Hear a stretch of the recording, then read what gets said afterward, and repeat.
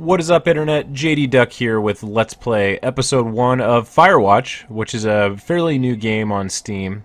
$17.99 currently with the Lunar New Year's sale that's going on Steam until February 12th. It's pretty exciting, guys. It's got amazing reviews so far. It's classified as a first-person adventure game. I'm excited to get into the adventure, but one thing I want to give you guys that's clarify a little bit is that the action and the thrill that you're going to find in this series is going to be more in the dialogue, the voice acting, the artwork, and the immersion, the experience that's going to be provided. It's not going to be like a Call of Duty shoot 'em up bang bang series here. It's going to be a lot of listening and turns intellectually. So without further ado, let's start a new game. Alright, so Campo Santo Studios is what's going to be bringing this to us, guys. They are working in cooperation with Panic Inc.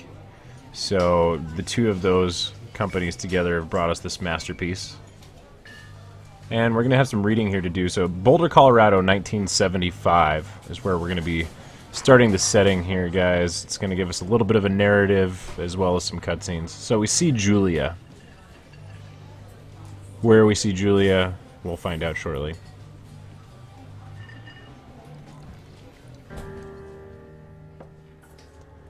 She's about your age, late 20s, laughing with well-dressed professors and grad students from nearby CU Boulder. You, Henry, are out drinking with your pals. You approach her. Not the first time you've approached a woman in a bar, I imagine. You are drunk. So, what's your, major? You're pretty. I think we're gonna go with you're pretty, because what's your major just sounds kind of silly to me. You're pretty, she says coolly. You are not. You are a future hangover is what you are. What? You reply confused. Someone should buy you a cheeseburger, she says. She flags down a waiter, and 1 week later, you are Julia's boyfriend. Wow, so, apparently her standards are fairly low, which is good for us in this playthrough. Now we're in an elevator. It's going to show us just how to pick up an object. It's really just simple. It's the left mouse button. And there's only one object in this elevator we can interact with, and it's the backpack on the floor.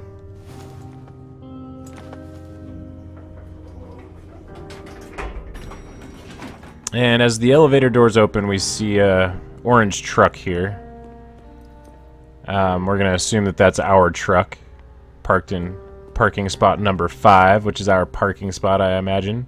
We can get in the truck, but let's see what else we can do. Oh, we could throw our gear in the back.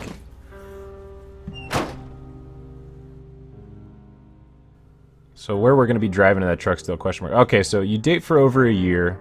She drives you absolutely nuts. It's great. Of course it is.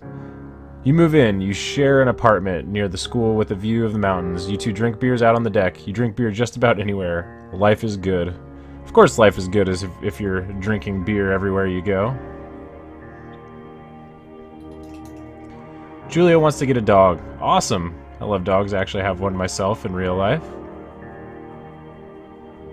There's a scruffy, undersized beagle. Julia is in love. She wants to bring it with her to class. There's also an intimidating but gentle-eyed German shepherd.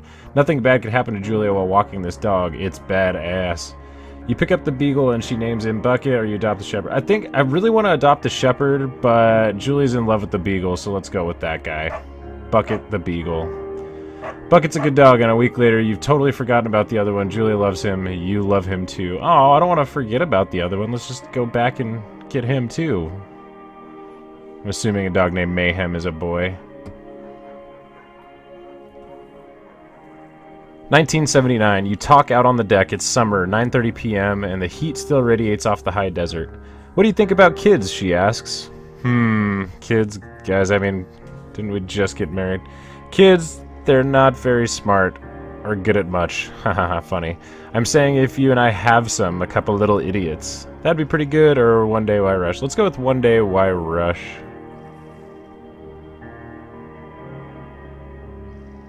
She looks away, out towards the mountains. We have plenty of time, right? Speak for yourself, mister. Don't worry, you assure her. Yeah, don't worry. It's gonna be okay. We got plenty of time, like I said. You tell her she has the body of an undergrad. My ovaries didn't get the memo, she says, laughing it off. One day, okay, we say, like a freaking idiot, apparently. Okay, one day, she says. Wow, we have a pretty awesome wife in this to be understanding that. 6 months later, you get engaged, lying in bed on a Sunday morning. getting out of our truck. Seem to be at the beginning of some sort of trailhead here, guys. I guess we already have our backpack on. Take a look at the map of the Two Forks region. And Two Forks Lookout is actually where we're eventually going to end up. But also, guys, warning, this is not for inexperienced hikers. But we're not an inexperienced hiker, so it's okay. So guys, I'm going to talk a little bit while we're walking around, but once we get into the gameplay and the dialogue kicks in, you're going to see my talking over the video cut down drastically. 1980, it's a Thursday night and Julia is 4 hours late. She doesn't call, you're worried and getting angrier by the minute. She walks in after you've gone to bed. She's not quite drunk, but she's clearly been having a fun time. You fight when she gets between the sheets. You get mad or you ignore her. I'm not really the type to ignore a situation. I don't really want to get mad, but I'd rather get mad than ignore it. You call her an inconsiderate asshole. Whoa. She tells you to fuck yourself and not to be such a baby. You call her selfish. She knows you mean it and it hurts her feelings. So apologies for the language here, guys. I'll make sure to put a warning on the video. 1981, Julia still likes to draw. She draws plants from her research. She draws all the places you go. She draws you. So which one do? We do pose like He-Man or pose like Victoria's Secret model? I mean, He-Man seems like it'd be the obvious choice for a manly dude like myself, so let's go with Victoria's Secret model. Julia was right, you are very pretty.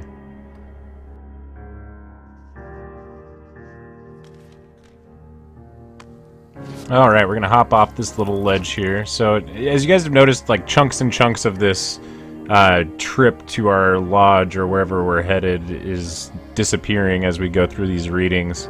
Just basically getting us to the beginning of the story and giving us a clever way to go through the backstory and make some decisions and make it a little bit dynamic in the process.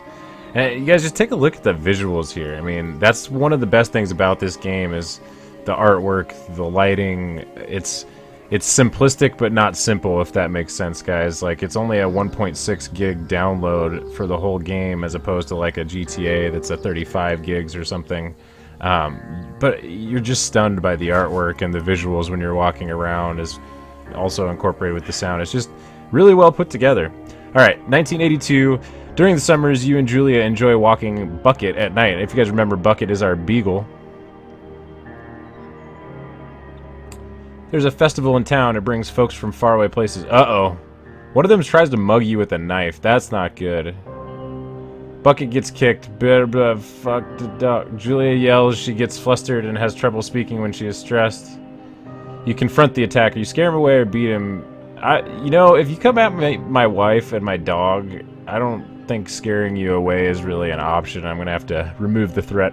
Your arm gets cut up, but you beat the guy to a pulp. You don't feel very tough. You cry your eyes out before the cops show up. Julia asks to take a different path from the day forward. You say okay, you don't want to go that way either. From then on, you walk by the river. Different path. That seems like it's got a deeper meaning than just walking a different direction. 1984, plans to have kids get waylaid by work. Oh, that's unfortunate. Although I was wanting to wait anyway, so. Julie gets offered a job at Yale. Yale is a Connecticut, 2,000 miles away. It's a great job, associate department chair. She wants to move. You absolutely do not. Do you convince her to not take the job or agree if she commutes? We're not going to convince her not to take the job because I don't want her to resent me later on, so.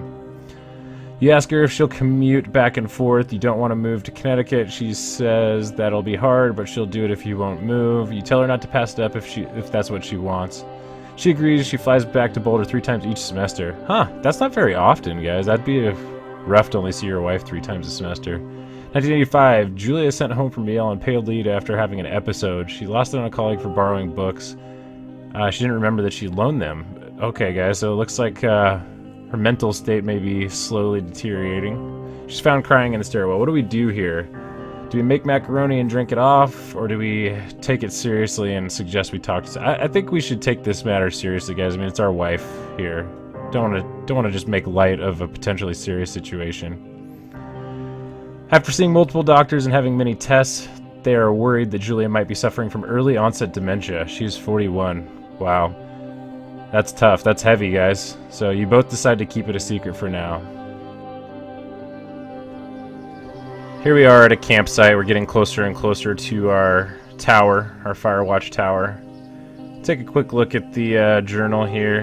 And we'll warn you guys, there is some cartoon sketched nudity coming up in 5, 4, 3, 2, 1. It's the drawing that your wife made of you, reminiscing. It's good times. Bucket is getting older. Julia comments that it's kind of nice because he gets in less trouble around the house. A week later, she goes back to the university. That just doesn't seem like a good idea if she's got early onset dementia. At least not commuting back and forth. That just doesn't seem right. 1987, Julia's affliction gets worse. She can't remember things in class, her research is shambles, she drives her car. Okay, so basically she just starts falling to pieces. She shows up in a town she's not supposed to be in. She's sent home on permanent medical leave. Things are getting much, much more dire for our family situation, guys. Some days you get the Julia who calls you a dope and your unborn children little idiots. Other days you get a stranger. She pulls you into bed to make love. After 5 minutes, she goes into a panic believing her dad is at the door. Wow, I didn't expect this game to be so emotional, guys. You tell her family they are crushed and begin to make trips to and from their home in Australia to visit her. For a while, your friends come by with little things to brighten the day. She gets worse. Our day is not getting better as we read this.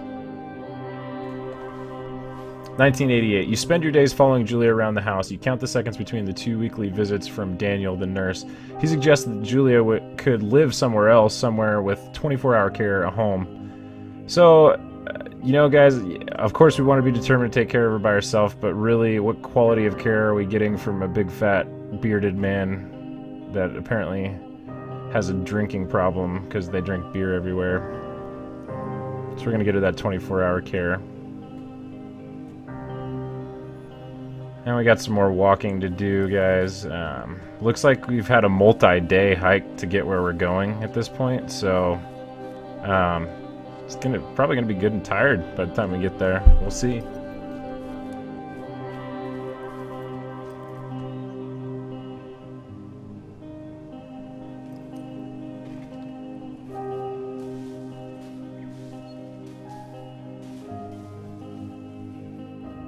Her family agrees with your decision. You find a fantastic place in Boulder to move her there. You see her every day, then every other day. Oh man, I thought I was going to get happier there for a second, but I can see where this is going.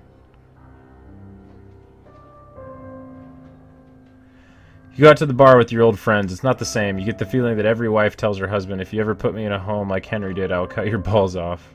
Oh man, yeah, resentment from your friends' wives. You slowly decide not to see your old friends that much.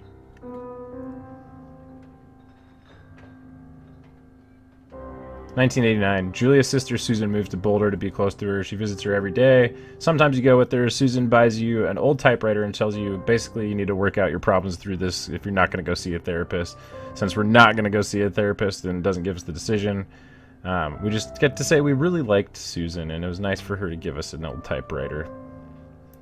Months go by. Bucket dies. Oh, Bucket dies, guys. And even worse, Julia doesn't remember him when you tell her about it. This is sad. Sometimes it takes her a minute to lock on you. Back of your mind, you believe it's because you see her less and less. She's remembering you less and less. Summer is coming and you see an ad in the paper for a job. I'm guessing it's for a Firewatch lookout.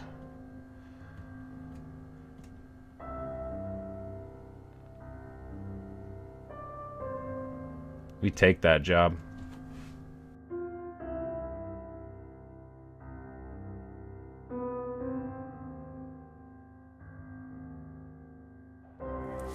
So we're going to be coming up on our tower here, guys, finally. They're going to want us to enter the lookout tower. And really the only things that we've done so far is learn how to use the left mouse button to click on things to pick them up. If you hold down the right mouse button, which is something I already know because I played the game a little bit at this point, it zooms in like I was doing just a second ago. So we're going to head up onto the tower and see what is going on in our new place. This is going to be our home for the summer.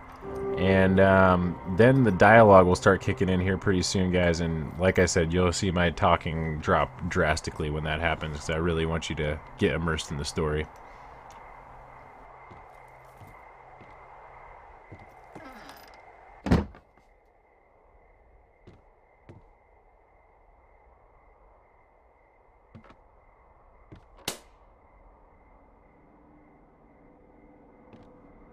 Two Forks Tower. Alright, so we're going to learn how to use the radio, and then once that happens, I'm going to start kind of shut up for you guys. You hold in left shift, use the mouse wheel to select your dialogue, release left shift. It's that simple. Hello? Whoever this is? It's Henry, right? Yeah. I'm Delilah. Yeah, that's what the guy said on the phone. So, what's wrong with you? Excuse me? People take this job to get away from something. So what's wrong? What's wrong with you? That's a great idea. Go ahead. Look, I just hiked for 2 days, so I don't really follow whatever it is you're doing right now. You take a stab at what's wrong with me. Fine, then can I sleep forever? Sure, buddy. Okay, now go ahead.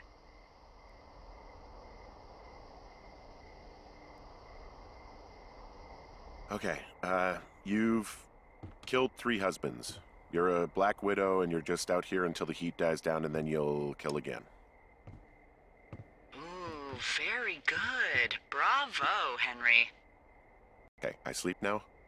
Not quite. Now you. Okay, good night, bye. Let's see. I don't know anything about you, but 9 times out of 10, folks out here simply got dumped. Huh, is that it? Close? Good night. Good night. Welcome to the job. Well, thank you so much for the kind welcome. Alright guys, so Firewatch Day 1. Gonna be getting a little bit of a late start after sleeping a little bit after our 2-day hike. Good morning, Henry. Well, I guess good afternoon. You probably slept like a rock. Anyway, there's still a few hours of daylight to get some work in. I can see you at your desk, so call me when you're ready.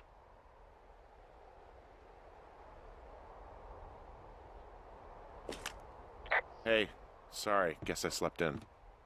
You got a relaxing, 14 hours of sleep? Whew. Yeah, Jesus, I guess it's what, 6? 6:45. Whoops. Don't worry about it. That hike puts everyone out of commission for a day or two. But now that you're up, let me quickly get you acquainted with the job. There's a thing in the middle of your room with a round map on it. Do you see it?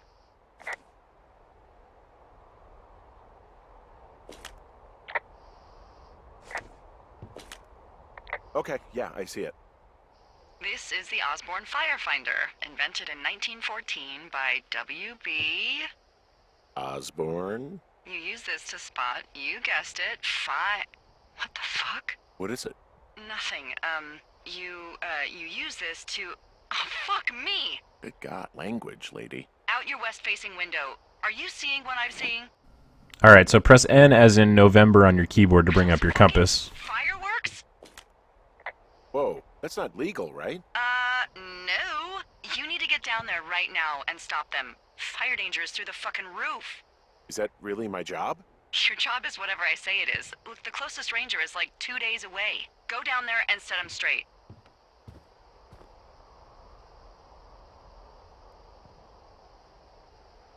Do I write him a ticket? Easy there, Dirty Harry. Well? Get going. You'll probably need a rope to get down the shale between you and the lake, if I remember right.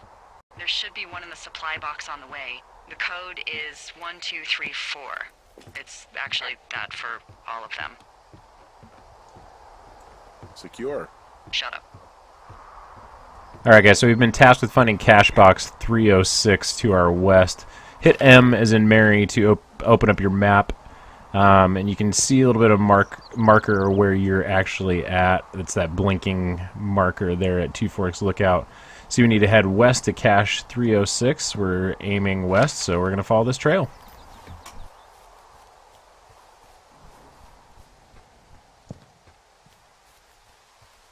After a little bit of quick travel, they're teaching us how to hop over up and down obstacles, and it's going to be your space bar.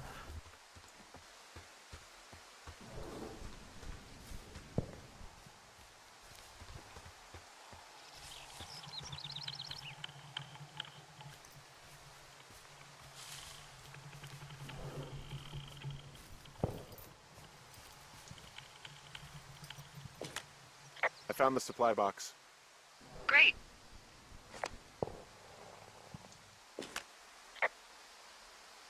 So are there a lot of these out in the woods? Yeah, we got them all over the Shoshone. They saved us a lot of back and forth from the trailhead. Don't take all the good stuff. Yeah, all right.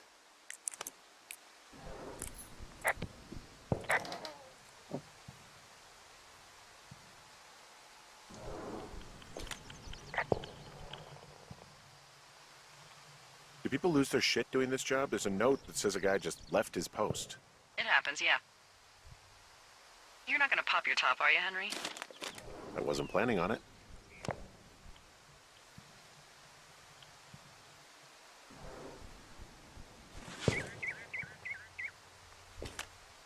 I tracked down that rope. It was right where you said. Great. So you should be set to get down to the lake.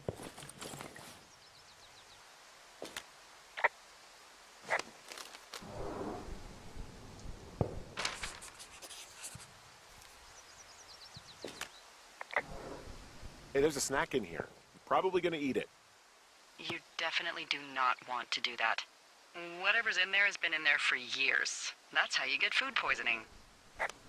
Now, I know she told us not to eat it, but for science, we're gonna go ahead and do it anyways.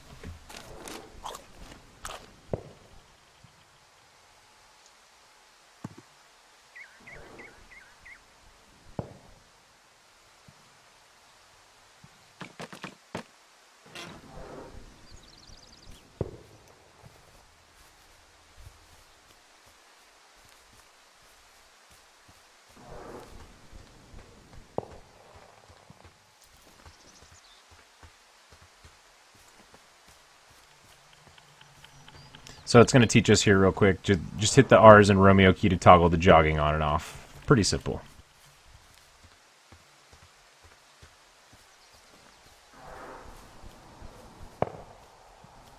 The sound in this game is just incredible, guys. This vista is incredible. Which one? Down the hill from my tower. There's a canyon and then the rest of, well, everything. Yeah, you should see what I'm looking at. An eagle has been hovering over this gorge for the past hour. And maybe if you're good, you can come by and see it at the end of the summer.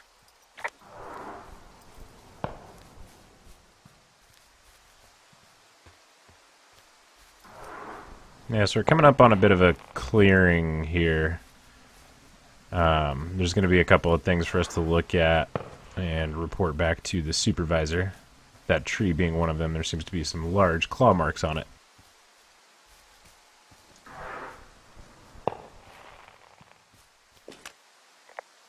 Hey, there's a tree out here that's been ripped to hell. And? Don't you think that's, disconcerting? Henry, there are 500-pound grizzly bears out here. They sharpen their claws on trees. We don't have grizzlies in Colorado. People killed them a long time ago. Well, in the thoroughfare, they hunt people, they kill people, they bury their bodies, and then come back weeks later to eat them because they prefer rotten meat. People just disappear. Don't you think that's disconcerting? No, Henry, that's life. Christ, lady. This shale slide is steep. How do you expect me to get down this? I don't remember it being that bad. It's not even named on our topos. It should be called Cripple Gulch, just east of Gonna Pee in a Bag Forever Flats. Oh, is that Absaroka Indian? Maybe Creek? That's actually English for not in my job description.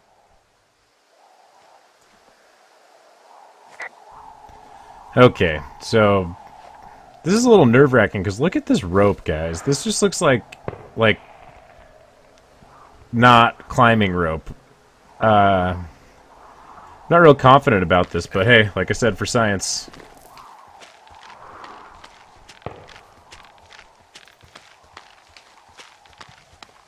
No, no, no! Oh. Alright, guys, so we're going to end the episode there. I know it's a bit of a cliffhanger. See if we come back and have any broken bones. But I appreciate you guys watching, and stay tuned until the next episode where we see if we come out of it alive. Until then, game on, gamers.